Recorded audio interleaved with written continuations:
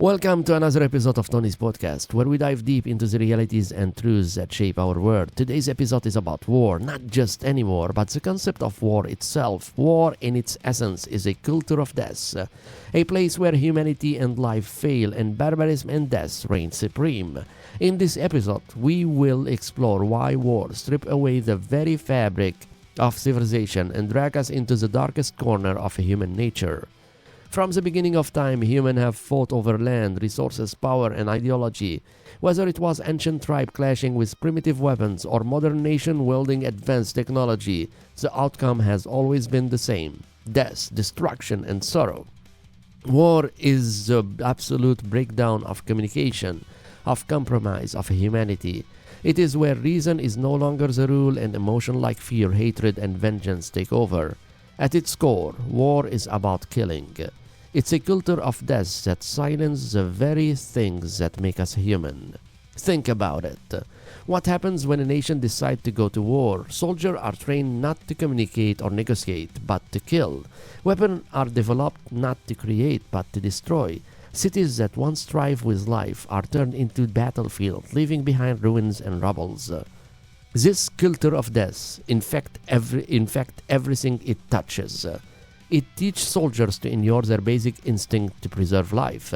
Civilians are caught in the crossfire, often treated as collateral damage.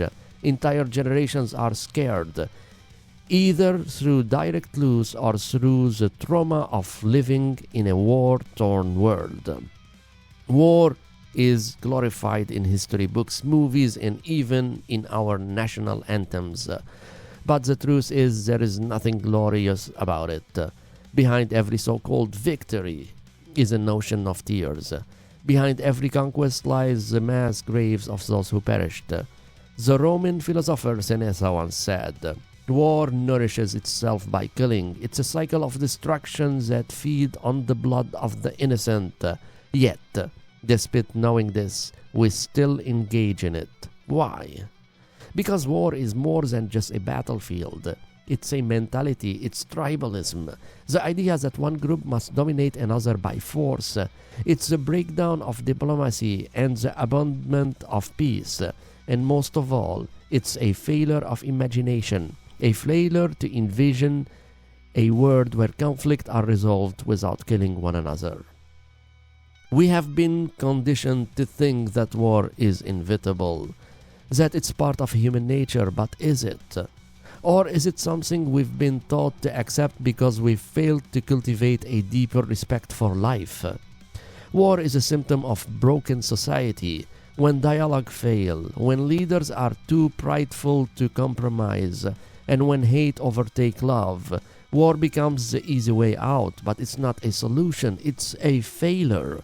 It's the ultimate expression of barbarism, where the rule of law, order, and humanity dissolve into chaos, bloodshed, and misery. In war, the boundaries of morality are blurred. What is deemed unacceptable in time of peace becomes routine during conflict. Mass killings, the bombing of civilians, the annihilation of entire communities, all justified in the name of victory. War desensitized us to violence, and once that happens, it's almost impossible to return to a state of compassion.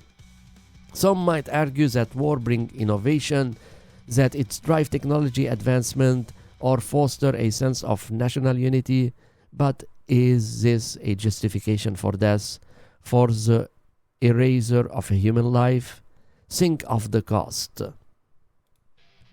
The countless lives cut short, the children who will never know peace, the families torn apart, and the endless cycle of revenge that follow each conflict. War perpetuates more war. The scars of one generation bleed into the next, and before you know it, peace becomes a distant memory.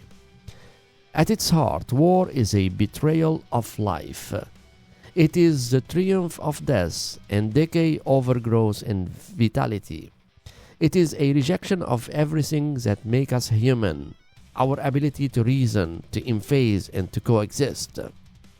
Now, let's imagine a world without war. What would that look like? A world where conflicts are resolved through dialogues where leaders don't send their citizens to die for pride or power, a world where we learn to value life above all else. This isn't some Ethiopian dream. It's a real possibility, but only if we, as a society, reject the culture of death that war perpetuates.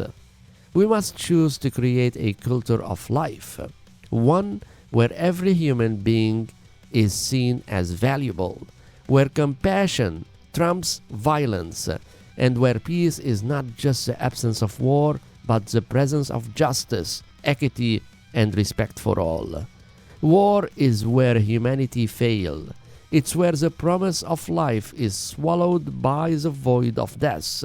And until we learn to solve our conflicts without bloodshed, we will remain trapped in this cycle of death culture. So, what will you choose? Will you accept war as a part of life, or will you stand for peace, for humanity, and for life itself? Thank you for tuning in today.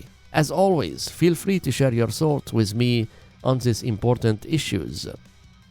Let's continue to have this hard conversation, because it is only through dialogue that we can hope to prevent the next war.